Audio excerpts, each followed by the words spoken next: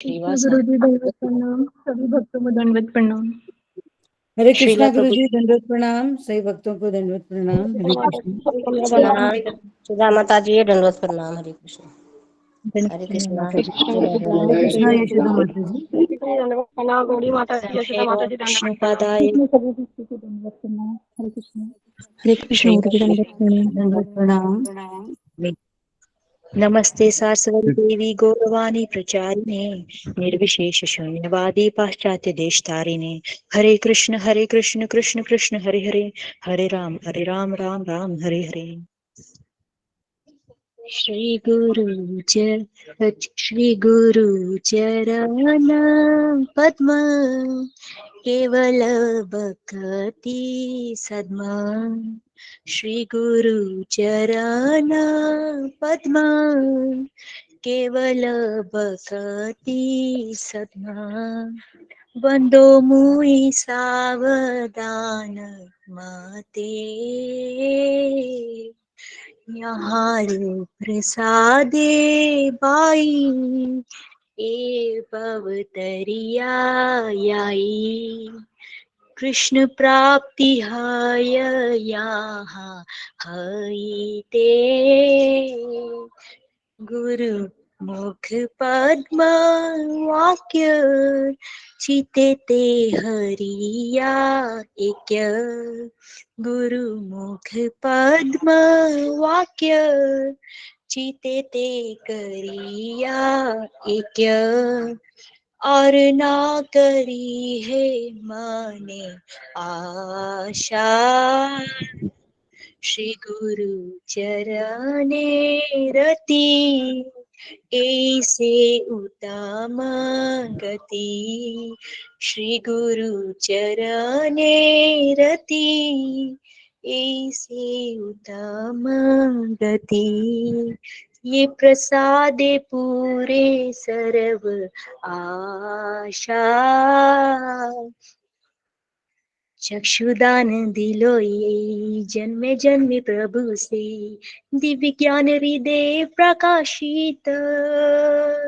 प्रेम भक्ति यहाँ है ते अविद्या विनाश जाते, वेद गाय यहाँ चरित। प्रेम भक्ति यहाँ है ते अविद्या विनाश जाते, वेद गाय यहाँ चरित। श्री गुरु करुणा सिंधु अधम जनार बंधु, लोकेनाथ लोकेर जीवन। श्री गुरु करुणा सिंधु अधम जनार बंधु, लोकेनाथ लोकेर जीवन। हा हा प्रभु करो दया देह मोरे पद छाया। हा हा प्रभु करो दया देह मोरे पद छाया। एबे यश गुशुक त्रिभुवन, एबे यश गुशुक त्रिभुवन। श्रीला प्रभुपाद पतित पावन, श्रीला प्रभुपाद पतित पावन। जय जय प्रभुपाद प्रभुपाद प्रभुपाद, जय जय प्रभुपाद। जय जय गुरुदेव गुरुदेव गुरुदेव, जय जय गुरुदेव। निताय गौर हरि बोल हरि बोल हरि बोल, निताय गौर हरि बोल। हरे कृष्ण। सभी भक्तों को दंडवत प्रणाम। बहुत जी बहुत सुंदर बहुत गाया सुंदर माता हरि जी। माता बोल जी, माता जी, हरि बोल। बहुत सुंदर माता जी। हरि बोल हरि बोल। हरि बोल माता दी। हरे कृष्णा कृष्ण कृष्ण हरे गुरु जी हरे, दंडवत हरे प्रणाम। राम बहुत हरे राम। प्रणाम। गुरु जी दंडवत प्रणाम। नीचे प्रणाम बने। प्रणाम। हरे कृष्णा। दंडवत प्रणाम गुरु जी। दंडवत प्रणाम गुरु जी। हरे कृष्णा गुरु हरे जी। कृष्ण प्रणाम हरे कृष्ण हरे हरे कृष्ण सेवकों दंडवत को दंडवत प्रणाम। प्रणाम। सभी भक्तों को हरे कृष्ण विशाखा माता जी, सभी वैष्णवों को दंडवत प्रणाम। ओके। ओम अज्ञानतिमिरन्धस्य ज्ञानाञ्जनशलाकया चक्षुरुन्मीलितं येन तस्मै श्रीगुरुवे नमः। मुखं करोति वाचालं पङ्गुं लङ्घयते गिरिं, यत्कृपातमहं वन्दे श्रीगुरुदीनतारिणम्। जय श्री कृष्ण चैतन्य प्रभु नित्यानंद श्री अद्वैत गदाधर शिवासादि गौर भक्त वृंद। हरे कृष्णा कृष्ण कृष्णा हरे हरे, हरे राम राम राम हरे हरे। ओके, हरे कृष्णा। सबका स्वागत है सत्र में। तो बहुत दिनों के बाद वापस हम गो गोवर्धन इको विलेज में बैठकर आपको प्रवचन सुना रहे हैं। तो काफी दिन हो गए थे। 8 तारीख को हम निकले थे, आज 27 तारीख है, कम से कम 20 दिन। जी, तो मैं कल ही पहुंच गया हूँ यहाँ पर रात को 10-11 बजे। और फिर हम अभी आपको गोवर्धन इको विलेज में अभी बारिश के संकेत है, थोड़ी बारिश की बूंदें भी गिर रही है। और यहाँ के लोग कह रहे हैं कि आज से ही बारिश हो रही है।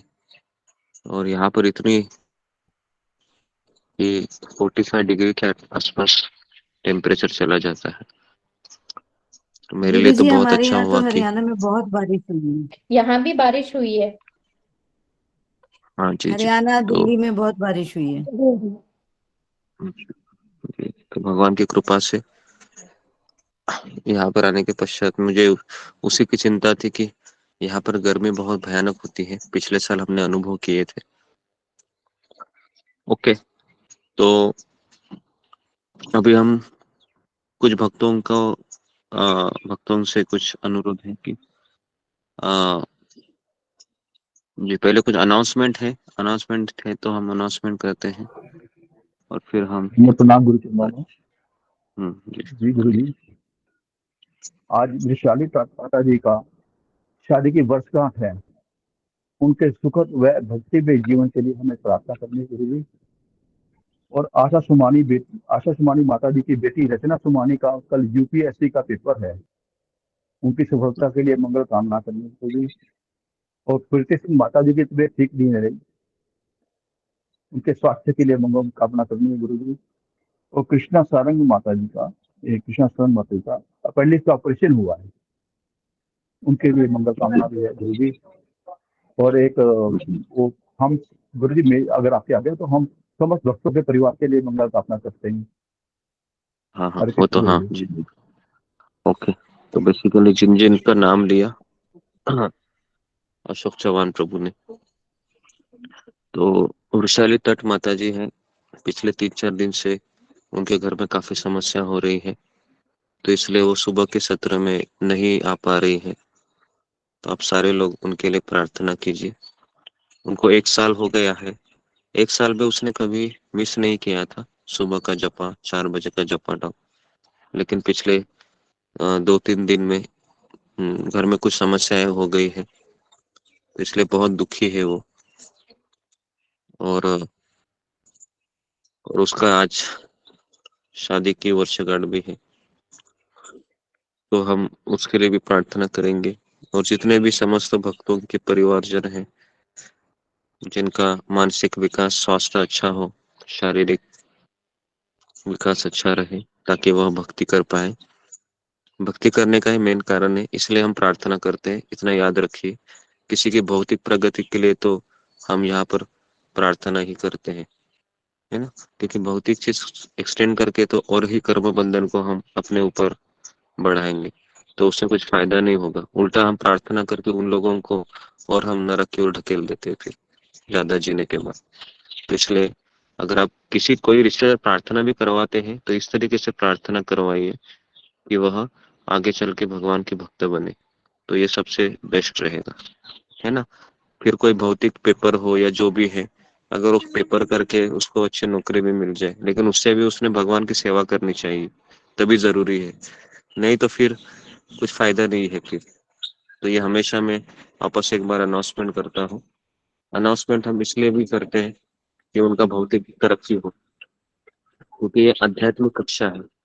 यहाँ पर हम भौतिक कक्षा भी हम अगर भौतिक पेपर पे अगर हम इस्तेमाल करते हैं, अगर वो पास भी हो जाता है या हो जाती है, लेकिन उसके बाद अगर वो कृष्ण की सेवा नहीं करते हैं क्योंकि परिवार वाले तो कर ही रहे हैं, मतलब जो कक्षा में आते हैं, और जो कक्षा में नहीं आ रहे हैं बस वो केवल अपना पुत्र है इसके लिए कर रहे हैं, है ना। लेकिन अपने पुत्र को उन्होंने बताना भी चाहिए कि देखो तुम्हारे प्रार्थना हुई है, तुमको कल से एक माला का जप भी करना है, अगर तुम चाहती हो कि पेपर हो, ये सब भी उतना ही जरूरी है। ठीक है, तो हम 3 बार हरे कृष्ण महामंत्र से खास करके वैशाली तट का जो समस्या है और बाकी के भक्तों का समस्या है, उनको हम 3 बार हरे कृष्ण महामंत्र बोल के प्रार्थना करते हैं। हरे कृष्णा हरे कृष्णा कृष्णा कृष्ण हरे कृष्ण कृष्ण हरे कृष्ण हरे कृष्ण हरे कृष्ण राम हरे हरे राम राम राम राम राम राम हरे हरे हरे हरे हरे हरे कृष्ण हरे हरे हरे कृष्ण राम हरे हरे हरे हरे हरे कृष्ण हरे हरे राम राम हरे हरे हरे हरे राम हरे राम राम हरे राम कृष्ण हरे राम कृष्ण हरे हरे हरे हरे हरे हरे हरे राम राम हरे हरे हरे कृष्ण राम हरे राम हरे हरे हरे हरे हरे राम राम हरे राम कृष्ण हरे राम राम राम हरे हरे हरे कृष्ण जी। तो हाँ जी, हरे कृष्णा गुरु जी, दंडवत प्रणाम। हरे कृष्णा सब लोग अपने कैमरा को ऑन कीजिए। गुरु जी, माता जी को दंडवत प्रणाम करना हरे है क्या? कृष्ण गुरुजी। गुरुजी मेरे यहाँ पे बहुत तेज बारिश हो रही है तो नेटवर्क प्रॉब्लम है, इसलिए कैमरा ऑन नहीं हो पाएगा। हाँ, आप करके रखो, अगर हो गया तो अच्छा ही है ना। ओके जी। बाकी के भक्त भी अमृता, आंचल सिंह, शिखा दुबे, मुझे नाम लेने के लिए ये मत कीजिए, उसमें हमारा समय ज्यादा है। तो आप अपना है ना, अगर आप कैमरा ऑन नहीं करते हैं ये सोचकर, तो फिर वो बद्ध जीव में 4 दोष पाए जाते हैं। 4 दोष में से पहला कौन सा है कि वो दूसरों को फंसाने का उसका रहता ही है, धोखा देने की प्रवृत्ति, ये हमेशा हमारे में रहती है कि गुरुजी तो देख नहीं पाएंगे, ये बद्ध जीव का स्वभाव है ना। तो उससे तो आपको ही, फिर हम बद्ध जीवन से कभी ऊपर उठ ही नहीं सकते हैं, है ना। बद्ध जीव हमेशा यही सोचता है कैसे भी दूसरों को फंसाओ और वो ऐसा भी सोचता है फिर 4 मिनट 5 मिनट में कैमरा ऑन करके गुरुजी के तसल्ली के लिए करूंगा या करूंगी, बाद में मैं ऑफ करूंगा, ये भी आपके मन में रहता है। मुझे सब पता है, ये सब हम करके ही, है ना, यहाँ पर प्रवचन सुना है ना। अब कॉलेज में, स्कूल में यही सब किया है, बहुत बड़ा अनुभव है। तो कैसे बंदा जो फंसाता है ना, सब पता है। उसके बाद वो ये भी सोचता है बीच में 1-2 मिनट के लिए करेंगे, उसके बाद वापस। मुझे समझ में नहीं आता है कि अगर आपको प्रवचन अच्छे से, थोड़ा सा आप रिचार्ज ज्यादा कीजिए, नेट का भी समस्या है तो, नहीं तो हमें कहिए, हम आपका रिचार्ज करेंगे, ठीक है। लेकिन आप कैमरा, क्योंकि ये सत्र का एक नियम है ना, नियम जब वायलेट हो जाता है तो फिर वह उसकी शुद्धता, जब शुद्धता बनाए रखना बहुत कठिन हो जाता है। तो उसके लिए आप मुझे सहयोग दें, है ना।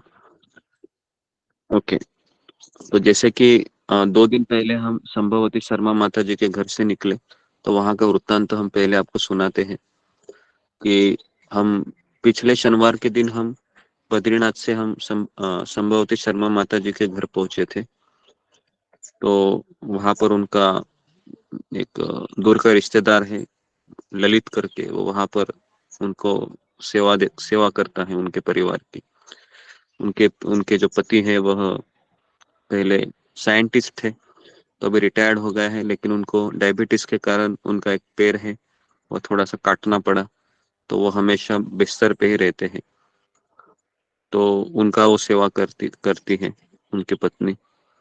तो हम प्रतीक्षा करते हैं, लेकिन हमारा टिकट कंफर्म नहीं हो रहा था। इतवार गया, सोमवार गया, मंगलवार गया, बुधवार गया, 4 दिन हम तत्काल के टिकट निकाले और सोच रहे थे कि कंफर्म होगा। संभवती शर्मा माता जी की बेटी है, वो ऑस्ट्रेलिया में रहती है, तो ऑस्ट्रेलिया से भी वो फोन करती थी ये भारत में एजेंट को, वह लेकिन वहां से भी हो नहीं पाया। फिर सतीश माथुर प्रभु आए थे मेरे घर, उनके घर मुझे मिलने के लिए, उनके बेटा और बहू के साथ। तो उनकी बहू है, वो बहुत कोशिश कर रही थी, है ना, उसने भी टिकट निकाल, लेकिन नहीं हो पाया। और उसके बाद फिर सुषमा नेगी माता जी का फोन आता है 2 दिन के पश्चात और कहते हैं कि गुरुजी मुझे मुझे आपका ऑडियो रिकॉर्डिंग करना है। तो फिर वो अपने बेटे को लेके आई और उस समय 4-5 घंटा उसने उसका बेटे ने वह ऑडियो रिकॉर्ड करके कुछ भजन मुझसे ले लिए, है ना। तो वो शायद वो आपको जल्दी वो सुनाएगी। तो जिस तरह से प्रोफेशनल होता है ना ऑडियो एल्बम, तो उस तरीके से 2 सॉन्ग बहुत बार रिपीट करके म्यूजिक के साथ उसने करवा दी मेरी आवाज से।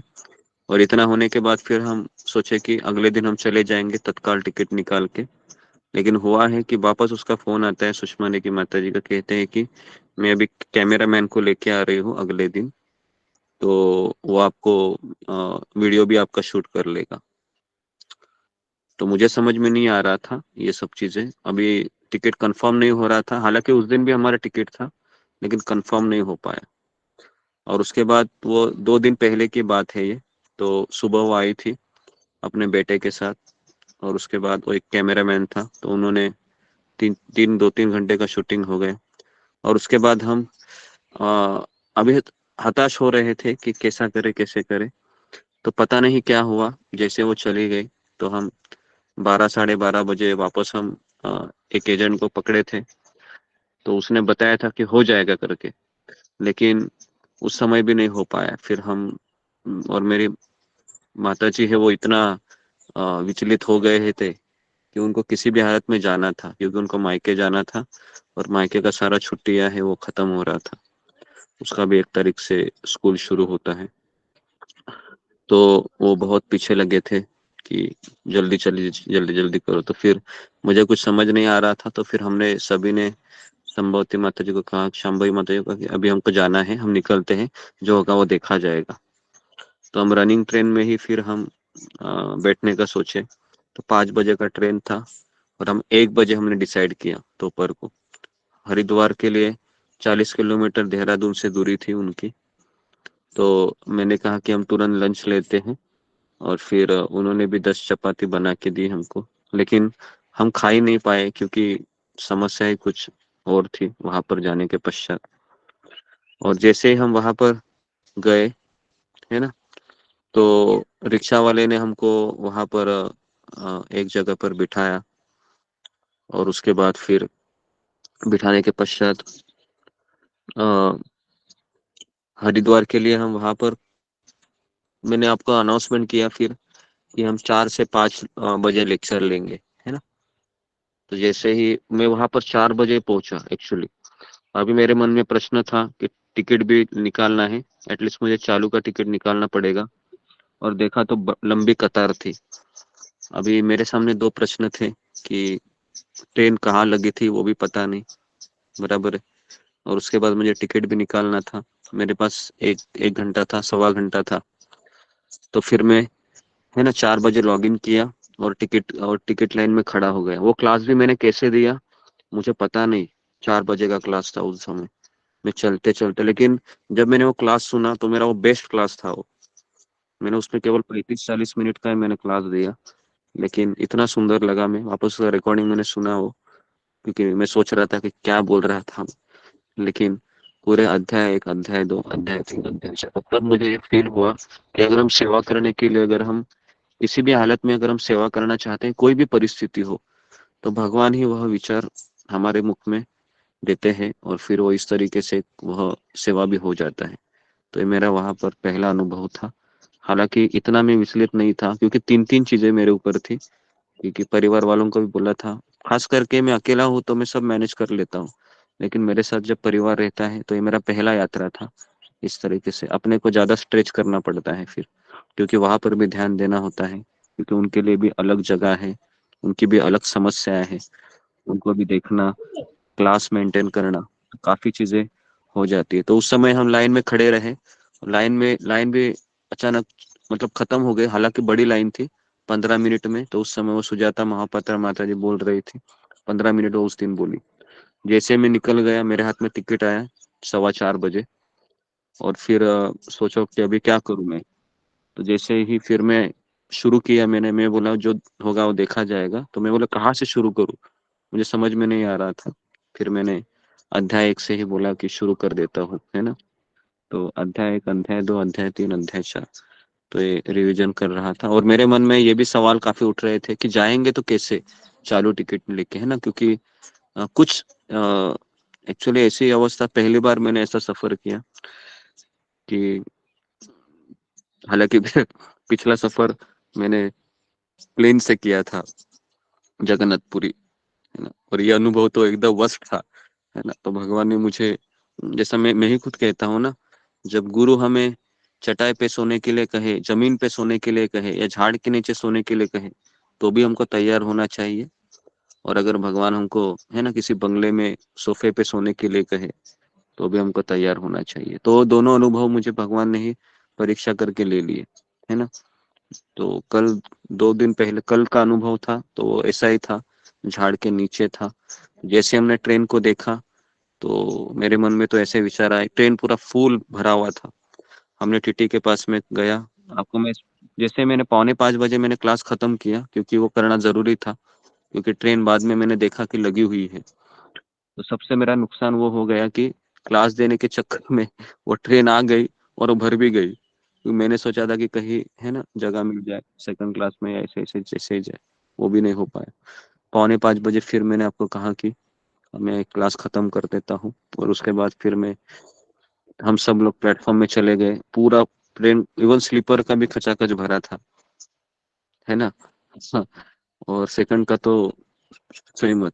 तो हमने सेकंड एसी, थर्ड एसी का भी ट्राई किया था तत्काल में, उस ट्रेन का था वो, लेकिन हो ही नहीं पाया। और तत्काल ऐसा होता है कि अपने आप कैंसिल हो जाता है चार्ट बनने के बाद।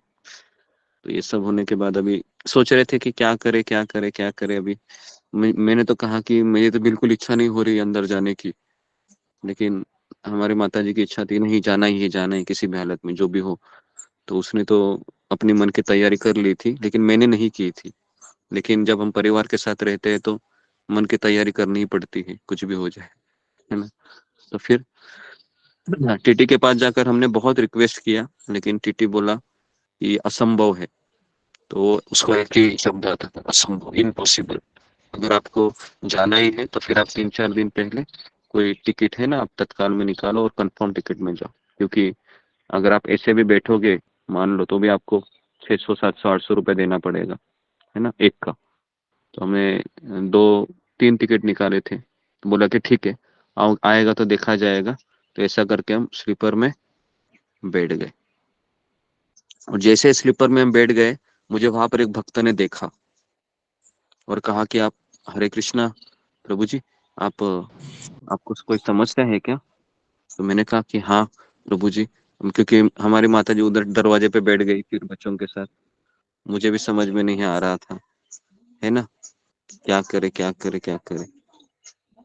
तो इस तरीके से फिर एक भक्त ने, है ना, पूछा उन्होंने कि कुछ समस्या है आपकी। मैंने कहा कि समस्या यही है फिलहाल कि हाँ, हमें यहाँ पर हमारा टिकट हमारा चालू है और हम बैठे हैं। हम टीसी से बात किए, लेकिन टीसी भी हमें एंटरटेन नहीं कर रहा है। और अभी हमको जाना है हरिद्वार से बम्बई। तो उन्होंने कहा कि मैं सूरत के लिए जा रहा हूँ, है ना। और और मेरे पास कंफर्म टिकट भी है। तो उनके पास 2 टिकट थी, कंफर्म थी। तो उन्होंने कहा कि उन्होंने मेरी माता जी को देखा जो दरवाजे पे बैठी थी 2 बच्चों के साथ। तो मुझे तो अजीब ही फीलिंग हो रहा था, लेकिन करे तो क्या करे। इसको मैंने भगवान की इच्छा समझ के सोच लिया। और उसके बाद फिर हुआ क्या कि उस, पता नहीं, वो एक्चुअली वो पूरे पूरे बुगी में वो एक ही भक्त था। क्योंकि मैंने पूरा बुगी छान मारा था ना, तो मुझे कोई भक्त नहीं।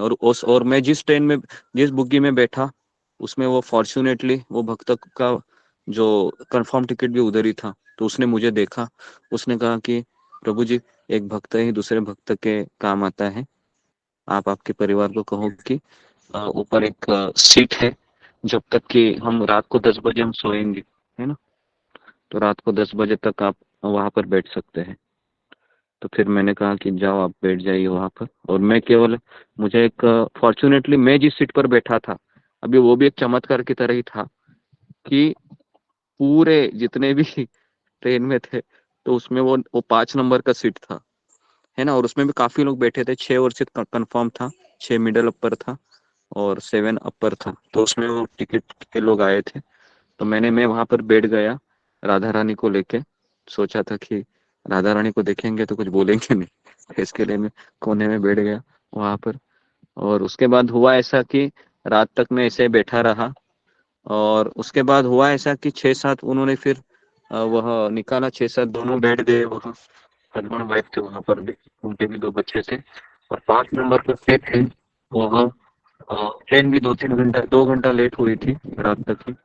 तो मैं वहां पर सो गया क्योंकि मुझे वो पूरा, क्योंकि मुझे भी पता नहीं था कि वो कि किसका सीट है, क्योंकि उतना पूछने की भी मेरी हिम्मत नहीं हो रही थी क्योंकि मेरे पास ही टिकट नहीं था। तो फिर मैं सोचा कि अरे पूरा फिर वो वैकेंट हो गया। और मुझे ये आखिरी तक ये भगवान का चमत्कार पता चला कि वो 5 नंबर का सीट वाला कोई था ही नहीं, वो आया ही नहीं व्यक्ति। और फिर मैं पूरा रात भर, है ना, भगवान की कृपा से सोने को भी मिला। 2 बच्चे भी वहां पर सोए। पहले उनको सुलाया वहां पर क्योंकि उन्होंने भी 10 बजे, भक्ता ने कहा कि मेरी पत्नी भी वहां पर सोएगी, तो वो 10 बजे सारे परिवार आ गए। कैसे तो वो एक सीट में, मैं तो सो नहीं पाया। तो मैंने माता जी को कहा कि तुम यहाँ पर बैठो और 2 बच्चों को सुला देते। तो इस तरीके से भगवान की दया से, मुझे वही टेंशन था रात भर की कैसे रात गुजरेगी, तो ये एक मिरेकल हो गया। और ये मुझे इतना भगवान का मैंने धन्यवाद दिया कि कृष्ण, ये सब आपकी ही इच्छा है। नहीं तो मैंने तो ऐसा चमत्कार देखा नहीं। पूरा ट्रेन फुल था और वो 5 नंबर का व्यक्ति आया ही नहीं।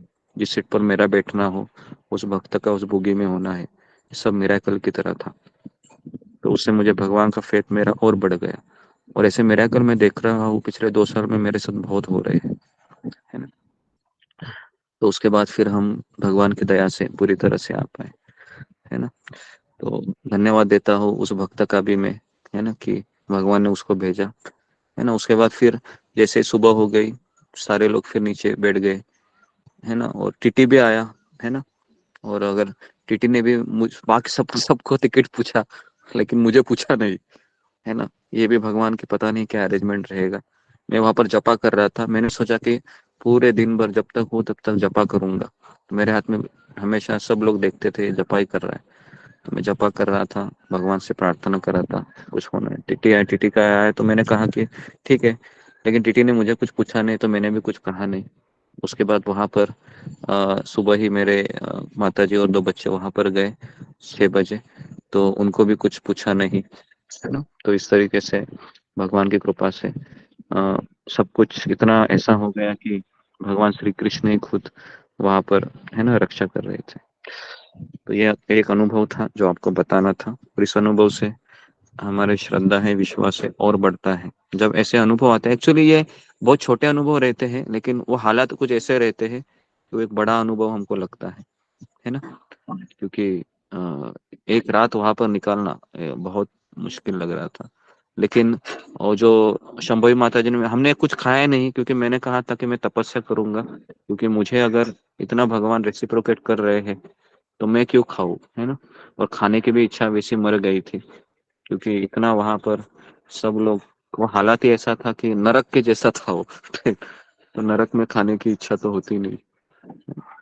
और इस तरीके फिर इधर आके हम 9 बजे पहुंचे तो वहां पर एक माता जी को हमने कॉल किया था, यहाँ के गोवर्धन को विलेज में माता जी की सहेली थी। तो उसने उसको कहा था कि आप दाल राइस बनाइए करके। तो उसने उसके घर गए थे हम, 10 साढ़े 10 बजे खाना खाने गए। तो उसने भी उसके घर, हम पहली बार हम किसी के घर पे गए। मैं जनरली जाता नहीं हूँ किसी के घर खाने के लिए।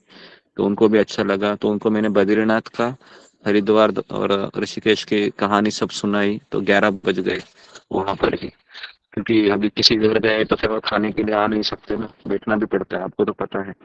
1 घंटा बैठे, उनसे बात की, फिर हम 11 बजे आ गए। फिर सब ऐसे ही पड़ा था, सब थोड़ा साफ सफाई करके सो गए। सोने के बाद मुझे इसका डर था अभी उठेंगे कैसे, क्योंकि पूरा थका हुआ था मैं, सोया भी नहीं था पिछले रात।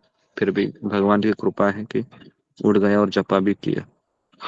तो इस तरीके से सफर रहा जो मुझे लगा कि बताना चाहिए, क्योंकि मिरेकल जब होता है, चमत्कार, तो बताना चाहिए। भगवान की कृपा है, कृपा से ही सब कुछ हमारा भगवान विश्वास दिलाते हैं। भगवान कृष्ण हमें कभी दर्शन नहीं देंगे, तो इतना याद रखिए। लेकिन जब ऐसे जब उसको कहते हैं इनविजिबल हैंड ऑफ कृष्णा या इनविजिबल हैंड ऑफ लॉर्ड, मतलब भगवान का अदृश्य हाथ है जो हमारे जीवन में प्रवेश करता है, उसको अदृश्य हाथ कहते हैं। हमें पता नहीं होता है और जब वो अदृश्य हाथ सब कुछ करके दिखा देता है तो बुद्धिमान व्यक्ति उसको भगवान को ही श्रेय देता है। ये सब भगवान की कृपा थी। तो इसलिए एक भक्त के जीवन में कुछ भी अच्छा होता है तो फिर वो हंसते हंसते यही कहता है मेरे कृष्ण की कृपा है ये। और जब बुरा भी होता है तो रोते रोते कहता है कि ये भी कृष्ण की कृपा है। समझ में आता है आपको? तो हंसते हुए रोते हुए वो एक ही चीज का अनुभव करता है कि कृष्ण की कृपा है। तो इस तरीके से हमको और ऐसे ही चलना है, यही जीवन है ना, ऐसे ही जीवन है, ऐसे ही चलते रहने का। कुछ अच्छे अनुभव भगवान देंगे, कुछ बुरे अनुभव देंगे, कुछ खट्टे अनुभव देंगे। बस उस सिचुएशन को, उस परिस्थिति को, है ना, भगवान को धन्यवाद देते देते देते देते चलना है। किसी भी हालत में हमारा फेथ टूटना नहीं चाहिए, हमारी श्रद्धा टूटनी नहीं चाहिए, क्योंकि श्रद्धा हमारी कोमल है ना। तुरंत कोई झोंका आ जाएगा हवा का, टूट जाती है श्रद्धा। कितने लोग आते हैं चले जाते हैं, क्यों चले जाते हैं? श्रद्धा टूट जाती है, नहीं अभी हो रहा है, क्योंकि श्रद्धा ही टूट गई। तो वापस जुड़ने में बहुत बहुत समय लगता है ना। तो इसके लिए अपनी श्रद्धा को बनाए रखना है। तो किसी भी परिस्थिति में मेरे मन को अच्छा लगे, मेरे मन को बुरा लगे, मेरे मन को पहाड़ लगे, मेरे मन को कुछ भी लगे, हमें मन का ज्यादा सोचना नहीं है, क्योंकि हमको बुद्धि से काम लेना है। क्योंकि अगर हम मन से सोचेंगे तो वापस अगला जन्म लेना पड़ेगा फिर। और जब जब अगला जन्म लेने की हम सोचते भी है तो इतना डर लगता है कि बाप रे, ये सब मुझे वापस रिपीट नहीं करना है। कितने लोगों की इच्छा है कि ये जितना भी आप बचपन से झेले हैं अभी तक, वो सब रिपीट करने की इच्छा है? बताइए कितने लोग हैं जो वापस रिपीट करना चाहते हैं कि ये सब बचपन की पढ़ाई हो, या फिर नहीं माता पिता के गुरुजी, डांट हो, है ना। गुरुजी। कोई नहीं नहीं करना गुरुजी, चाहता। बिल्कुल नहीं, कान पकड़ कर नहीं। हाँ, तो इसलिए, है ना, जो लोग बूढ़े लोग हैं उन्होंने तो सब झेला हुआ है। जो लोग जवान है वो सोचते हैं कि शायद अभी भी कुछ, है ना, अच्छे अंगूर बाकी है ना, वो 40 या 41 में मिलेंगे मुझे, 45 में मिलेंगे। तो अगर ये आपको सोच रहा है तो बहुत कठिन है। तो इसके लिए बेसिकली आप एक मन बना लीजिए, है ना, आज कि कृष्ण बस मुझे आपसे कभी दूर मत मुझे ले जाइए, है ना। बाकी सब कुछ मुझे दीजिए जीवन में, है ना। मैं किसी के पैर भी मैं चाट लूंगी या चाट लूंगा, है ना। लेकिन मुझे कृष्ण आप दूर मत कीजिए आपसे, क्योंकि आपसे दूर होने का अर्थ है कि स्पिरिचुअल सुसाइड कहते हैं उसको, मतलब आध्यात्मिक आत्महत्या, है ना। आध्यात्मिक आत्महत्या है वो। और उससे तो सोचकर भी डर लगता है ना। और जीवन में से कई प्रसंग आते हैं, हमको कृष्ण को पकड़ के रखना है किसी भी हालत में। छूटते हुए भी दिखाई दिए, कृष्ण के भक्त का आश्रय ले लो। देखो कृष्ण को छोड़ने का अर्थ है कि भक्तों को छोड़ना। पहले भक्त के सत्संग को छूटते हैं, उसके बाद कृष्ण छूट जाता है। तो इसके लिए अभी कृष्ण का अर्थ है भक्त, है ना, भक्तों का संग, यही कृष्ण का अर्थ है। ठीक है, तो इस तरीके से। और हाँ, और एक चीज मुझे बतानी थी आपको, जो अनुभव थे कि पहले दूसरे दिन से जब हम ऋषिकेश आए थे तो शाम को हमने एक कीर्तन किया था। तो शाम को हम सारे सबको हम बिठाते थे उनके हॉल में, और मोनी कुमारी माता जी ने उन्हें कृष्ण के विग्रह लाए थे। और उसके बाद काफी लड्डू गोपाल थे वहां पर। मैंने एक अपना लड्डू गोपाल मैंने सुषमा नेगी माता जी को दे दिया, मैंने एक लाया था। और उसके बाद एक लक्ष्मी नारायण का छोटा सा विग्रह था मेरे पास, वो मैंने शंभवी माता जी को दे दी। तो फिर हम रोज सामने बैठकर गौर आरती करते थे, है ना, कि वो जयो जयो गौरा चांदेर आरती का शोभा, है ना। तो मंदिर का वातावरण वहां पर क्रिएट होता था। है ना। और उसके बाद हम और एक भजन गाते थे, जय जय राधा रमन गिरिधारी, गिरिधारी श्याम वनवारी। ये भजन हमारा रोज चलता था वहां पर। और ये भजन भी मैंने पहली बार गाया वहां पर, हालांकि मैं कभी गाता नहीं था। जितने भी ये सब एक्चुअली सब स्पॉन्टेनियस हो रहा था। बस एक शाम को हम देखा कि कुछ नहीं कर रहे हैं, तो एक दिन हम वहां से नगर संकीर्तन निकाले थे पहले दिन, और हम हनुमान जी के मंदिर की तरफ गए थे। हनुमान जी ऐसा शिव जी का मंदिर था, वहां से 1 किलोमीटर के आसपास था। तो हम वहां पर सारे भक्त जितने भी आए थे पहले दिन, हम कीर्तन करते करते करते करते नगर संकीर्तन करते करते चले गए।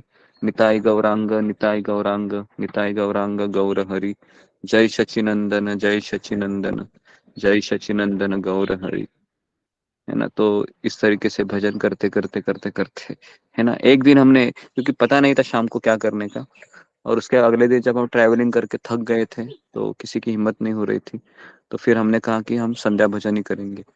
संध्या भजन हमने इस तरह से शुरुआत की थी, और वो 1 डेढ़ घंटा, किसी को खाने की इच्छा ही नहीं हो रही थी, सबको ऐसा लग रहा था कि रात भर चलता रहे ये, है ना।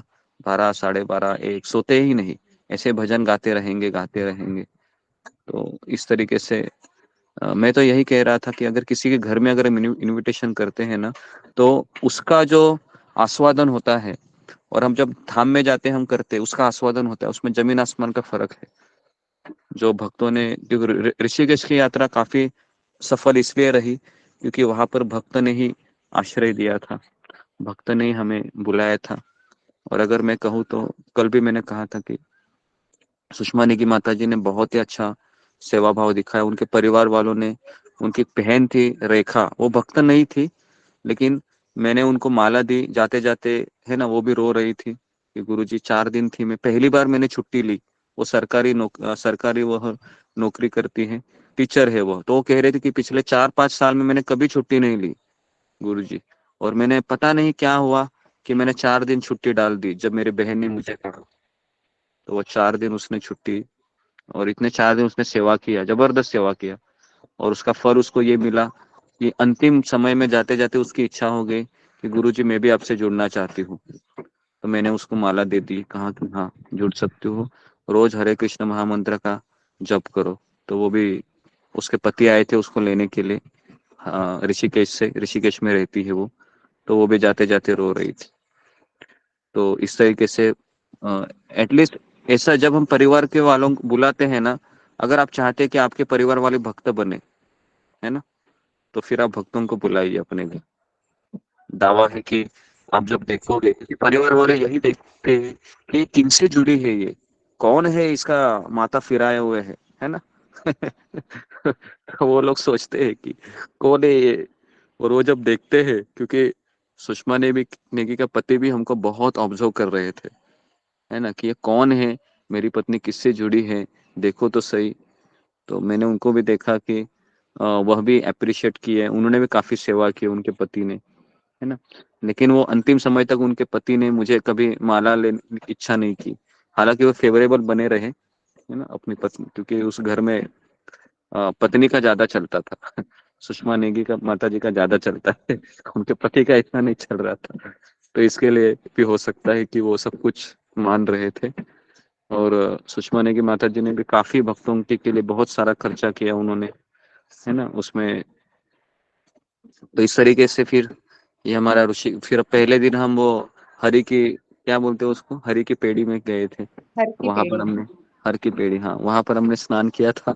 स्नान करने का अनुभव भी ऐसा था कि ऐसा लग रहा था कि पूरा बोझ हट गया, है ना।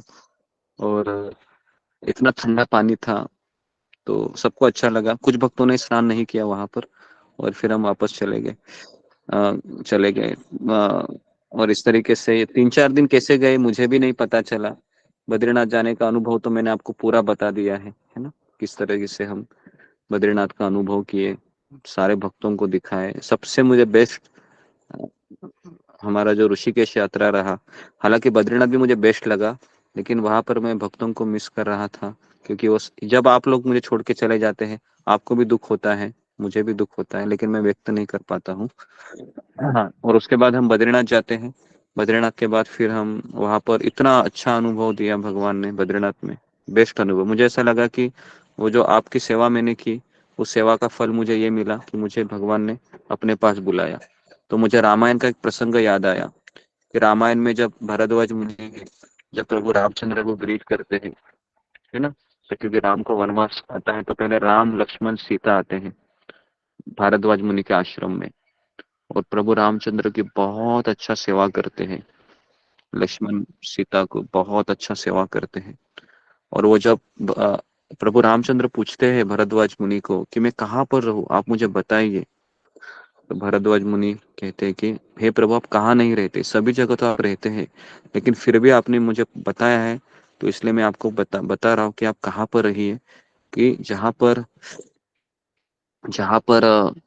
जिनके कान समुद्र समान, ऐसा एक श्लोक है रामायण में, सुना है आपने? जिनके श्रवण समुद्र समान, जिनके श्रवण है, जिनकी सुनने की जो इच्छा है वो समुद्र की तरह है, उन भक्तों के हृदय में आप भगवान हमेशा रहिए। तो इसलिए मैं वापस बता रहा हूँ, जितना आपको सुनने की इच्छा है भगवान आपके हृदय में विराजित रहेंगे, और जितना आप ध्यान पूर्वक सुनेंगे उतना आपको सफलता मिलेगी भक्ति मार्ग में। तो इस तरीके से प्रभु रामचंद्र को फिर भरद्वाज मुनि कहते हैं आप चित्रकूट रहिए, तो चित्रकूट जाते हैं, और पीछे पीछे कौन आता है? फिर भरत आता है ना।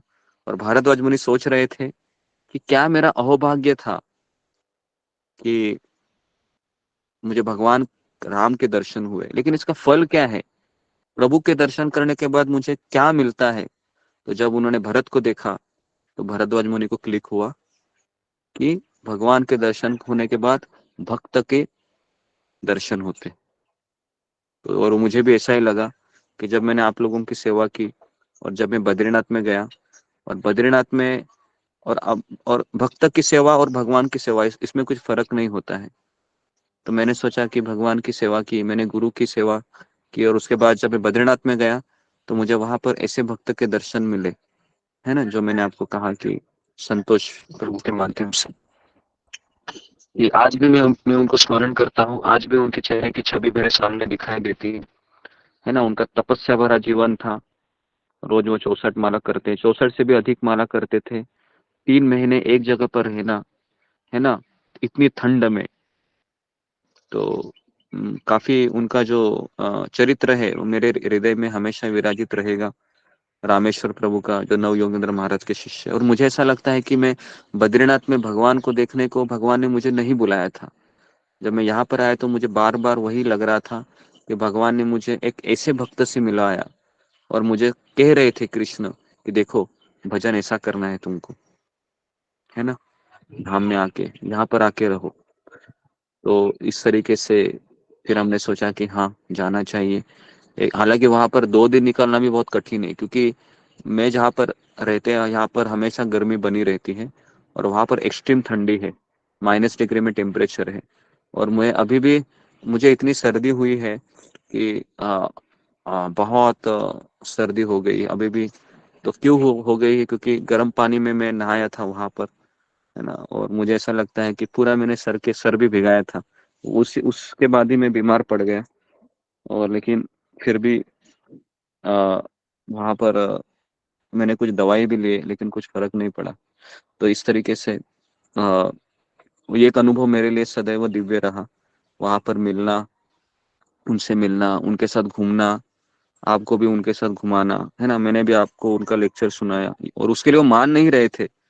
जब मैंने उनको कहा कि प्रभु जी आप हमारे भक्तों को कुछ बताइए ना, तो उन्होंने कहा कि मुझे क्या आता है, मैं अनपढ़ गवार हूँ, और ये सब लोग पढ़े लिखे रहेंगे, और मैं तो एकदम वनवासी की तरह यहाँ पर रहती। मैं उनकी विनम्रता भी थी, और उनके विनम्रता ने मुझे छू लिया। फिर मैं बोला कि बाप रे, इतना तपस्या करने के बाद भी देखो इनके क्या विचार है। अपने आप को वो ये सब समझ रहे थे कि हालांकि वो तो बहुत आदर्शशाली भक्त है। तो मुझे वहां पर ये भी सीखना पड़ा कि विनम्रता है वो कैसी दिखाई जाती है ना। लेकिन फिर हमने संतोष प्रभु ने उनके पैर पड़े फिर कहा कि नहीं, क्योंकि वो उनसे ज्यादा परिचित थे ना। कहा कि नहीं, आप जरा हमारे भक्तों को, क्योंकि 9 बजे थे ना, उन्होंने मुझे वहां पर, मैं 8 बजे उनके पास गया था सुबह, बस उनके दर्शन करने के लिए। तो उन्होंने 8 से 9 बजे मेरी पूरे गीता फिर उन्होंने क्लास लिया मेरा, वहां पर सारा चीज बताया, और मैं 8:30 हो गए, और इतने वो भाव विभोर हो गए थे मुझे बताते बताते कि अभी मैं भी उनको कैसे कहूँ कि मुझे क्लास देना है, 9 बजे मुझे जाना है, क्योंकि ये भी शायद अपमान हो सकता है। तो इसलिए मैं बैठा रहा। फिर 9 बजने को 5 मिनट थे उस दिन, तो अचानक संतोष प्रभु आ गए और कहा कि हमारा नाश्ता भी रेडी है। और उनको कहा कि मतलब मुझे प्रवचन देना है, लेकिन कैसे दे अभी, क्योंकि उन्होंने इतना प्रेम से उन्होंने भोजन भी बनाया था, चपाती, राइस, सब कुछ, और अभी मुझे क्लास भी देना था और सजाना भी था साथ साथ। तो फिर मैंने ही रिक्वेस्ट किया कि प्रभु जी, रामेश्वर प्रभु जी, आप जरा क्लास दीजिए ना। तो मुझसे तो मान नहीं गए हो। तो फिर संतोष प्रभु उनके पैर पड़े और कहा कि नहीं, आप दीजिए ना। तो फिर वो मान गए, लेकिन उसमें भी काफी रुकावट आ रही थी, तो उनका आवाज सुनाई नहीं दे रहा था। फिर हमने उसको बड़ा स्पीकर लाया और ये सब हो गया। तो उससे 15 मिनट उन्होंने लेक्चर दिया और उनको उनको भी इतना अच्छा लगा कि फिर वो कहा कि चलो मैं आता हूँ आपके साथ। और हालांकि उन्होंने कुछ नहीं खाया था, और मैंने जब उनसे किसी भक्त से कहा इनके बारे में, तो कहा कि ये कुछ नहीं खाते हैं, ये बस केवल भजन करते रहते हैं, और रात को भी ये उठते हैं ना, तो उनके मुख से हरि नाम ही निकलता है। तो मैंने सोचा बाप रे, ऐसा भक्त तो ढूंढने पर भी नहीं मिलेगा जो रात को उठते समय भी हरि नाम लेके ही उसके मुंह से उठता है ना। तो मैं काफी प्रभावित रहा, और मैं भी यही कहूंगा कि एटलीस्ट बद्रीनाथ जाना है तो ऐसे व्यक्ति के दर्शन के लिए जाइए आप, क्योंकि मैं जितना धाम दर्शन से प्रभावित नहीं हुआ, उतना उस व्यक्ति से प्रभावित हुआ मैं, क्योंकि वो चलता फिरता धाम था मेरे लिए, है ना। एक धाम होता है कि भगवान लीला करके चले जाते हैं, और एक धाम होता है कि भगवान के भक्त के दर्शन होने, है ना। तो ये कुछ अनुभव थे जो मुझे आपको बताने थे, हालांकि पहले भी मैंने बताया था, लेकिन जब जब अभी मैं यहाँ पर आया हूँ तो मुझे उसकी याद बहुत आ रही है ना, उन चीजों की। क्योंकि यहाँ पर हम जब भी कुछ ऐसा अनुभव लेते हैं आध्यात्मिक, और हम जब वापस अपने घर में आते हैं, तो काफी भक्तों का ये जैसा अनुभव रहा कि उस चीज की याद आती है ना। तो उस तरीके से वो याद आना भी एक स्वाभाविक होता है उस भक्त की, वहाँ के हर एक दृश्य की, वहाँ के हर एक पेड़ की, हर कंकड़ की, है ना। और गंगा नदी की, वो भागीरथ नदी है, सरस्वती नदी है, आंखें बंद करने के बाद वो सब दिखता है अभी भी, एकदम फ्रेश मेमोरीज है वो, है ना। तो जी, तो इस तरीके से मैंने कुछ चीजें आपको बताई, है ना। तो और कुछ भक्त थे, उन्होंने भी अच्छे अनुभव बताए, है ना, कि जैसे कल आशा कुमारी माता जी, मीना कुमारी माता जी, उसके बाद कल दोपहर में मीनाक्षी रावत माता जी का अनुभव, है ना, आपने सुना होगा। कल मीनाक्षी रावत माता जी ने सारा चीज बताया, तो वो भी, जी गुरुजी। हाँ, तो उन्होंने तो सारा चीज बताया, हालांकि उन्होंने फील किया वो सब चीजें। 15 मिनट वो बोली कल, इसके लिए बहुत लोगों का ऑफरिंग बच गया, है ना, सबको देना था। तो ठीक है, तो अभी भी हमारे पास आधा घंटा है, तो अगर कुछ भक्त हैं अपना अनुभव बताना चाहेंगे, है ना, जिन्होंने कल नहीं बताया, वो बता सकते हैं। क्योंकि जितना हम सुनेंगे उतना हम धाम को अप्रिशिएट करेंगे, वो भी धाम की सेवा है। कुछ भक्त तो हमारे ग्रुप में ऐसे हैं कि वो चाहकर भी नहीं जा सकते, है ना।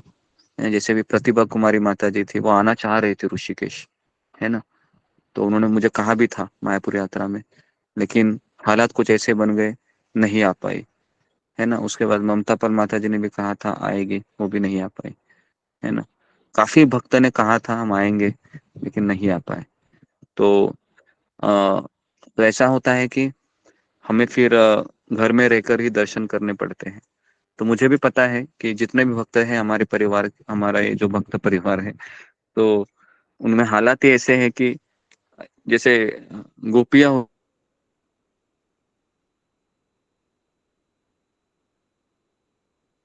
होती है ना, बहुत मन करता है कि चलो मैं भाग जाऊं अभी यहाँ से, लेकिन हालात ऐसे होते हैं कि नहीं भाग पाते हैं, है ना।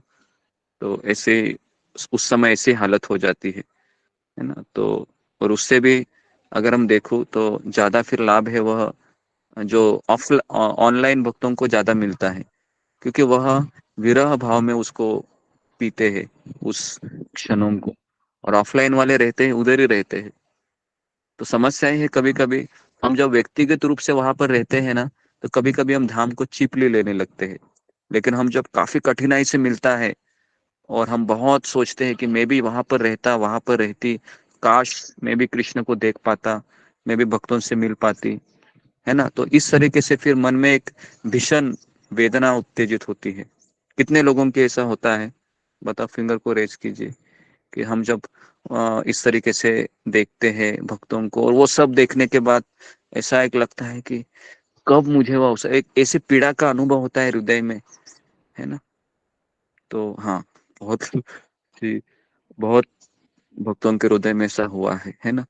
तो एक्चुअली वो पीड़ा ही है ना, भक्ति की पूर्णता है, अगर मैं आपको बताऊं तो, है ना? क्योंकि ये जो गोपियों ने भी यही पीड़ा दिखाई थी कृष्ण के लिए, तो इसके लिए अगर हो रहा है तो बहुत ही अच्छा है।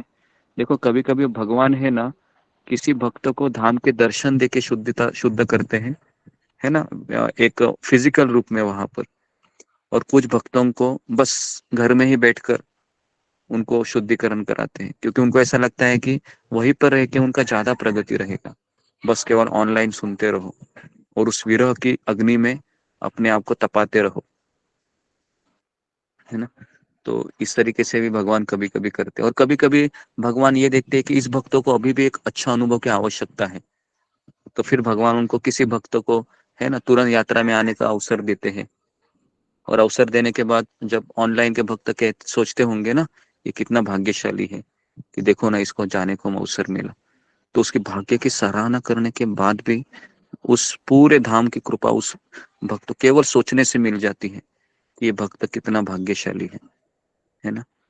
तो ये एक भक्ति का बहुत अच्छा पॉइंट है। कभी कभी हम नहीं जा पाते हैं, लेकिन अपना हृदय में ऐसे विचार, अगर हम ऐसी अनुकूल भावना को हम जब जगाते हैं ना, तो पूरे धाम का जो लाभ है वो हमको घर बैठे मिल जाता है। तो इसके लिए मैं हमेशा जब आपको दर्शन कराता हूँ तो मैं भी उसी भाव में रहता हूँ कि हर एक भक्त को वो अवसर मिले, कि वो बेचारा नहीं आ पाया, एटलीस्ट कुछ शब्द सुने, कुछ भक्त के दर्शन हो। एटलीस्ट मैंने दर्शन नहीं किया तो भी चलेगा, मेरा इतना रहता है, ठीक है, कोई प्रॉब्लम नहीं है अगर मैं दर्शन भी नहीं कर पाऊंगा, लेकिन ये लोग अगर दर्शन कर पाएंगे, अगर इनके मन में कृष्ण के प्रति प्रेम उत्पन्न होता है ना, तो मैं सोचूंगा कि मैंने धाम के दर्शन किए। ये भाव होना चाहिए, और इसी भाव से मैं हमेशा जाता हूँ। हमेशा मैं, जैसे मुझे कुछ दिखता है, मुझे आप लोगों की याद आती है, तुरंत फिर मैं आपको कहता हूँ कि चलो 9 से 10 बजे का दर्शन रहेगा, 3 से 4 बजे का दर्शन रहेगा, है ना, ये आप कीजिए करके। क्योंकि यही यही भाव होना चाहिए हमेशा।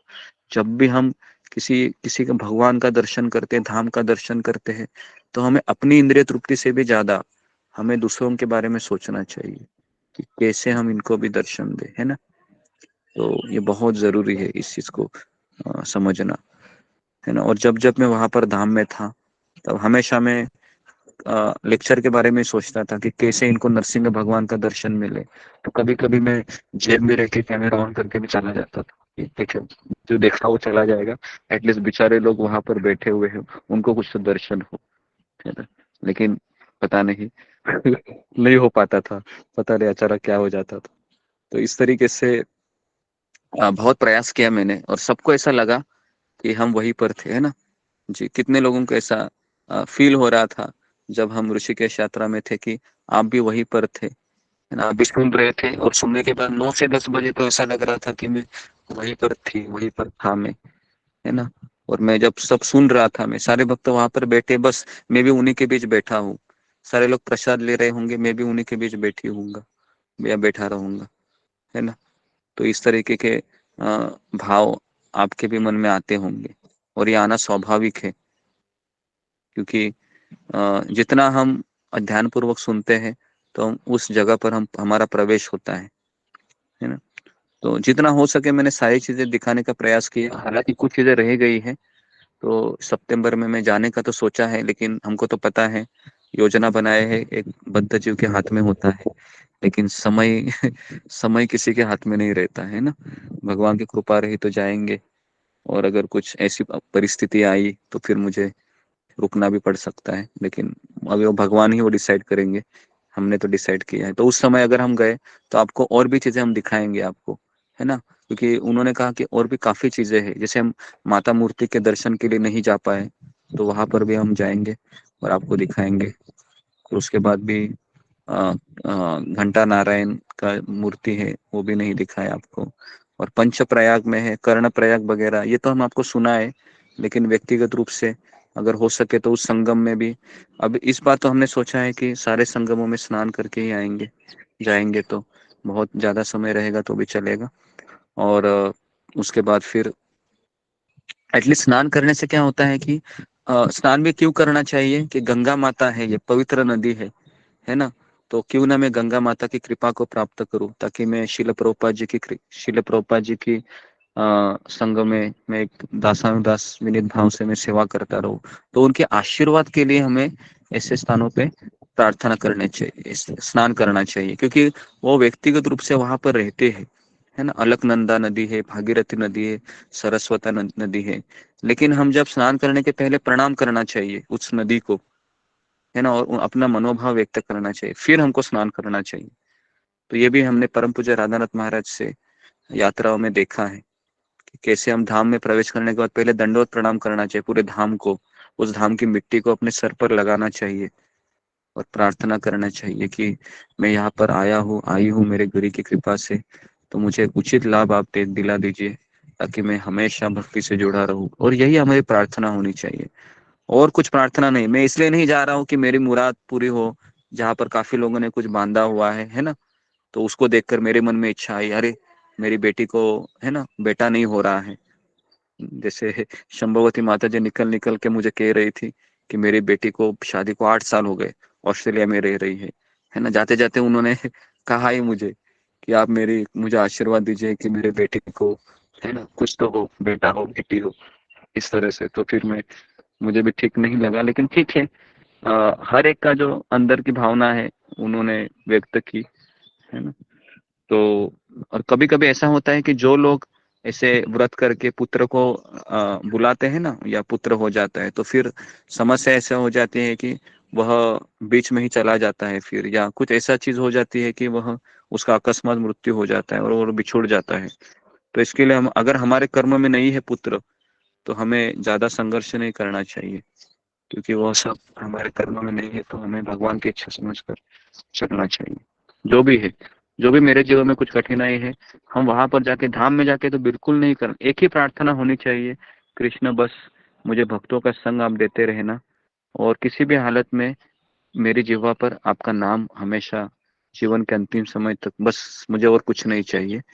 क्योंकि इस संसार में तो मैंने करोड़ों जन्म से सब कुछ झेल लिया है ना। पति भी बनी है, पत्नी भी बना हूं मैं, या पत्नी बनी हूँ, पति बना हूँ, किसी का पुत्र भी बन के देख लिया, पुत्री बन के देख लिया, सास बन के भी देख लिया, ससुर बन के देख लिया, सब कुछ मैंने अनुभव किया, है ना। पोता बनकर देख लिया, अभी क्या और मैं यहाँ पर आके मांगू आपसे, उसी चीज को मांगू क्या मैं?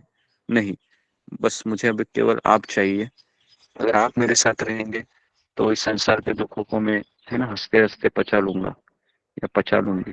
तो ऐसे हमारे मनोभाव वहां पर धाम के पास व्यक्त करने चाहिए। ये नहीं कि, क्योंकि इसलिए मैं हमेशा कहता हूँ कि आप भक्तों के साथ धाम यात्रा कीजिए, अकेले मत कीजिए। अकेले करेंगे तो हम मोहित हो ही जाएंगे, क्योंकि कोई ना कोई आपको मिलेगा, कहेगा मैं यहाँ पर इसलिए आई हूँ कि, या इसलिए आया हूँ क्योंकि काफी दिनों से हमारा घर का काम अटका हुआ था, तो इसके लिए मैं यहाँ पर आ गया। तो इससे फिर क्या होता है, हमारे भी वह संघ से दूषित मनोभाव उत्पन्न होता है। तो इसके लिए धाम में भक्तों के साथ ही जाना चाहिए, नहीं तो समझने का कि कृष्ण मुझे नहीं बुला रहे हैं, ऐसा ही समझने का, कृष्ण मुझे नहीं बुला रहे हैं। अपने व्यक्तिगत रूप से मैं वहां पर धाम में भी इसलिए गया क्योंकि जब मैं बद्रीनाथ का मुझे जब विचार आया, तो मैंने यही सोचा मैं सारे भक्तों को उसका दर्शन करवाऊंगा, और इसके लिए भगवान ने मुझे वहां पर बुलाया। अगर मैं अपने व्यक्तिगत बारे में मैं सोचता था कि मुझे जाना है, तो शायद कुछ ना कुछ रुकावटें आती थी। तो ये भी एक मनोभाव होना चाहिए कि हमेशा हम धाम में जाते इसी भाव से, चाहे चाहे मुझे धाम के दर्शन हो या ना हो, बस कृष्ण मुझे किसी भक्त का दर्शन आप दिलवा दो वहां पर, ताकि मैं धाम का चरित्र सुनूं। ये मनोभाव होना चाहिए, क्योंकि इस आंखों से हम क्या देखेंगे, देखने के बाद भी हम समझेंगे नहीं इन आंखों से। बस अगर हम केवल दूसरों को बताएंगे कि मैं यहाँ गया था, मैं यहाँ गई थी, यहाँ मैंने ये किया वो किया, लेकिन सुना क्या तुमने? कुछ नहीं सुना, मैं ऐसे ही चला आया। क्या पाया फिर मैंने? कुछ नहीं पाया। तो इसके लिए हमें जब धाम में जाते हैं तो सुनना चाहिए, है ना। और हमारा सौभाग्य था कि वो प्रभु जी मिले, उन्होंने हमें 1 घंटा हमको, हालांकि उन्होंने जिस दिन हम पहुंचे थे शाम गुरुजी को वॉइस पहुंचे थे। ब्रेक हो रही है गुरुजी। अच्छा, तो जिस दिन हम शाम को पहुंचे भी उन्होंने कहा था मुझे कि आप शाम को आ जाइए, सत्संग कीजिए मेरे साथ। लेकिन इतने थके हुए थे कि हम नहीं कर पाए, और उसका भी मुझे अभी रह रहा है कि शायद मैं अपने आप को और स्ट्रेच करके रात का सत्संग करता था, क्योंकि एक्चुअली 8 बजे थे। तो मैं सोचा कि सुबह जल्दी 2:30 बजे उठना भी है, कैसे करूं।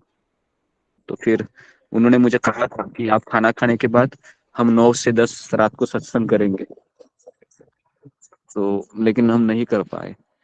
तो अभी उसका मुझे बहुत अफसोस हो रहा है। लेकिन भगवान ने कृपा की कि सुबह 8 से 9 बजे उन्होंने मुझे काफी चीजें बताई, अपने बारे में बताए कि उन्होंने अपने बारे में नहीं बताया, 98 में ही उन्होंने अपना सारा प्रॉपर्टी, अपना सारा पत्नी, बच्चे, सब उन्होंने 100 रुपए के स्टैम्प पेपर पर अपने गुरु को समर्पित कर दिया कि ये सब आपका है। मुझे बताओ, आज के जमाने में ऐसा व्यक्ति आपको मिलेगा क्या ढूंढ कर भी? मैं बोलता हूँ मिलेगा ही नहीं, कितना भी आप माला करो, ऐसा व्यक्ति मिलना असंभव है जो बिल्कुल खुद नहीं। लिख के देता है और ना। मैं नहीं, मेरी पत्नी, मेरे बच्चे और चारों बेटे उनके शादी नहीं की। 2 बेटी है और 2 बेटे हैं।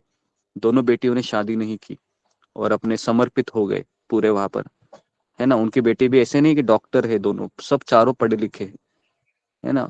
तो कोरोना के समय उनका एक लड़के की वो स्टोरी बता रहे थे कि मेरा पुत्र डॉक्टर था और कोरोना में उसको बिल्कुल इज्जत भी नहीं दिया किसी ने। तो उसके मन में वैराग्य आ गया। वो कहा कि मैं इतना पढ़ा लिखा होकर भी कोई मुझे इज्जत नहीं दे रहा है, तो इससे अच्छा तो मैं भगवान का भक्त बनूं, क्योंकि एटलीस्ट भक्तों कोई पूछता तो है।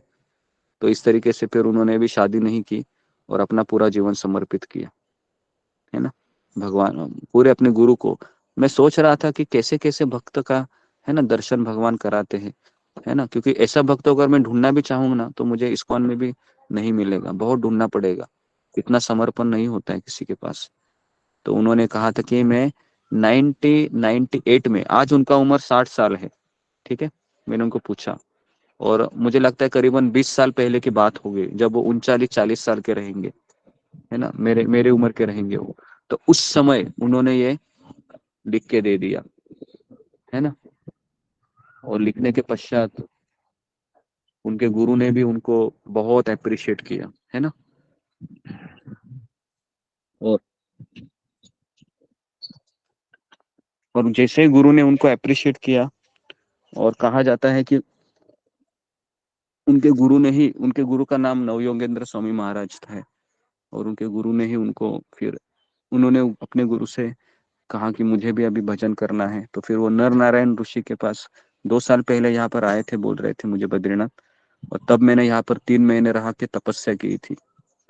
मैं रोज नारद कुंड के पास जाकर वो कह रहे थे कि मैं माला करता हूँ। और वो इतने फेमस हो गए वहां पर कि लोकल लोग भी वहां पर उनको पहचानते हैं अभी।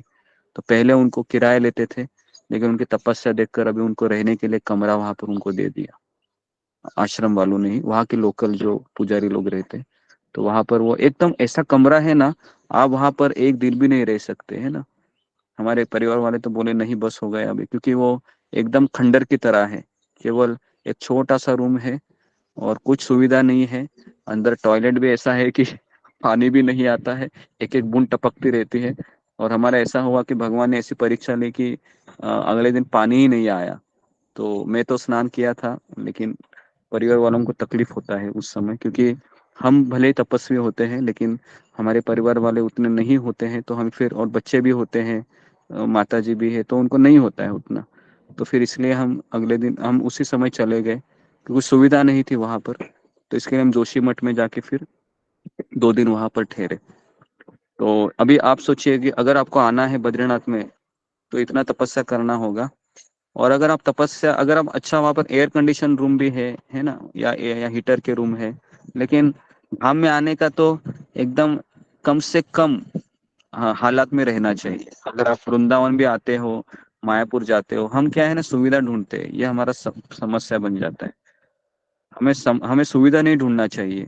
जैसा ही आपको एक चटाई मिले सो जाइए, थोड़ा सा एक बकेट पानी मिल जाए बस नहा लीजिए, और बस कपड़ा पहन के तिलक लगा के चल, तो अभी माला लेके धाम के लिए तैयार हो जाए यात्रा के लिए। तो ऐसा हमारा जीवन होना चाहिए, क्योंकि हम घर में तो सुविधा होती है ना, घर में तो सब कुछ मिलता है, 3 टाइम खाना मिलता है ना, सोने के लिए चद्दर बिद्दर सब मिलता है।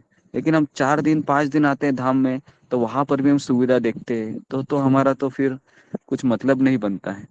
हमें तो तपस्या करने के लिए आना चाहिए 4 दिन 3 दिन। अगर नहीं होने का हम व्यवस्था करते भी है, लेकिन नहीं होता है, तो समझने का कि कृष्ण हम मुझसे तपस्या करवाना चाहते हैं, है ना। लेकिन कभी कभी भक्त ऐसे होते हैं कि पिछले 2 यात्रा का अनुभव भी ऐसा ही था कि कभी कभी सुविधा नहीं मिलती है तो भक्त लोग नाराज हो जाते हैं, और फिर वो नहीं आते, वो बोलते हैं कि इतना कौन करेगा। तो ये भी नहीं होना चाहिए। तो इसके लिए हम पहले ही आपको कहते हैं कि धाम में अगर हम कोई भी यात्रा में हम आते हैं, तो सुविधा तो हम करते ही है किसी की, है ना। आप पैसे देते हैं तो हम सुविधा करते ही हैं, लेकिन कभी कभी ऐसा हो जाता है कि पानी न आना, गर्म पानी न मिलना, और फिर आप अगर तभी हमारी परीक्षा होती है। तभी अगर आप ये सोचते हो अरे मैं क्यों आया यहाँ पर, गर्म पानी भी नहीं मिल रहा है, कुछ व्यवस्था अच्छी नहीं हुई, तो हम कंप्लेन करने में लग जाते हैं, और हम धाम में आकर भी धाम के फल से हम वंचित रह जाते हैं। और जो भक्त सोचता है अरे पानी नहीं आ रहा है, कोई बात नहीं, कहाँ पर पानी मिलेगा, तो ढूंढते ढूंढते उसको एक बकेट मिल जाता है और नहा लेता है या नहा लेती है ना। और फिर उसके बाद रेडी हो जाती है। ठीक है, कैसा रहा सब, कैसा रहा अनुभव, कोई बात नहीं, पानी नहीं आ रहा था, वहां से पानी निकाल दिया, नहा लिया, अभी हम तैयार है, कुछ कंप्लेंट नहीं। तो ऐसा जिसका मनोभाव रहता है ना, वो धाम में आके प्रगति करता है। नहीं तो काफी लोगों का धाम में अनुभव ऐसा रहता है कि वो बोलते हैं अरे मुझसे तो अच्छा मेरा घर है, यहाँ पर तो कुछ ना गर्म पानी है ना ठंडा पानी है, खाने को भी समय पे नहीं मिलता है ना। देखो मैं कितना पतला हो गया, पतली हो गया, कितना मैं बीमार हो गया, देखो अगर मैं नहीं आता था यात्रा तो अच्छा खासा रहता था। तो ये सब भौतिक विचार है, इन विचारों को त्याग देना चाहिए। ये विचार कौन करता है, जो बद्ध जीव करता है, वो ऐसे विचार करता है। तो हमें ऐसे विचार नहीं करने चाहिए। एक भक्त रहता है, वो कैसे विचार करता है, वो सोचता है कि मैं बीमार पड़ गया, अरे कृष्ण मुझसे, मेरा जो पाप है ना मेरे अंदर है, वो सब कृष्ण ने बीमारी के रूप में निकाल रहे हैं, ऐसा सोचता है भक्त। अरे मुझे यहाँ पर कोई सुविधा नहीं मिली है, और सुविधा हो रही है, कृष्ण मुझसे तपस्या करवा रहे हैं, कोई बात नहीं कृष्ण मैं कर दूंगा।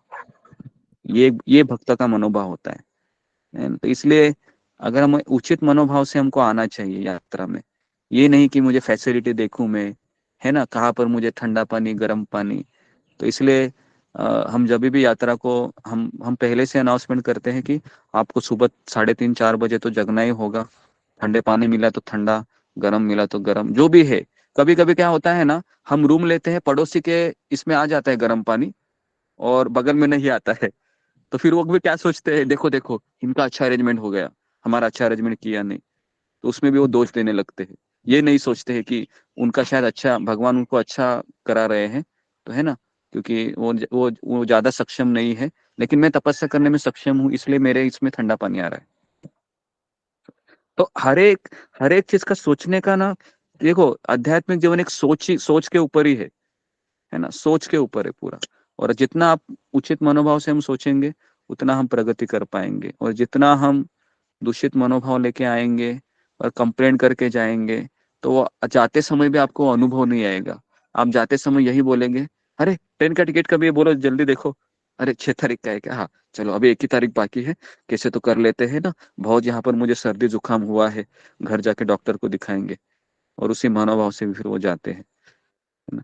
तो फिर वो गलत है ना। तो भले हम कितना भी बीमार पड़े, और अक्सर बीमार पड़ते हैं हमारे मायापुर और उसके बाद वृंदावन यात्रा में जब जाने के बाद कितने लोग बीमार पड़े, बहुत लोग बीमार पड़ते ही है। और अगर बीमार नहीं पड़ा तो समझने का, मैं धाम में आने के बाद कृष्ण ने मेरा धुलाई नहीं किया, पाप का धुलाई हुआ ही नहीं मेरा, मैं ऐसे ही आ गया। तो इसके लिए बीमार पड़ना अच्छा है वहां पर, कृष्ण हमको तो अभी आप जानबूझ के बीमार मत पड़िए फिर, है ना, आने के बाद अपना सुरक्षा भी लेना चाहिए। लेकिन सुरक्षा लेने के बाद भी बीमार पड़ते हैं, तो समझने का कि कृष्ण मेरे पापों का विनाश कर रहे हैं, इस तरीके से। ठीक है, तो यहाँ पर मैं रुक जाता हूँ नहीं तो मैं बोलता ही रहूंगा, है ना। तो समय काफी हो गया है, तो मैंने अपने अनुभव तो बताए आपको, सारी चीजें बताई, तो इसको हमेशा याद रखिए आप। तो इसी मनोभाव से हमको यात्रा करनी चाहिए। तो आशा करता हूँ कि आज का क्लास आपको अच्छा लगा होगा, ये है ना, ये अनुभव। जी गुरु जी, जी बहुत बहुत अच्छा बहुत बढ़िया अच्छा लगा गुरु जी, आपके भाव बहुत अच्छे अच्छा हैं। लगा। बहुत भगवान वो बताएंगे। हरिपुर गुरु जी। ओके, तो हम यहाँ पर रुके हैं। बहुत बहुत धन्यवाद आप सबका। हरे कृष्णा हरे कृष्णा। हरे कृष्ण आपकी यात्रा हरे कृष्ण के कृष्ण कृष्ण हरे हरे, हरे राम हरे राम राम राम हरे हरे, हरे हरे कृष्ण हरे कृष्ण हरे हरे, हरे राम राम राम राम हरे हरे, हरे राम राम राम। गुरु जी आपको दंडवत प्रणाम। हरे कृष्ण सबको मेरा दंडवत प्रणाम। हरे कृष्ण।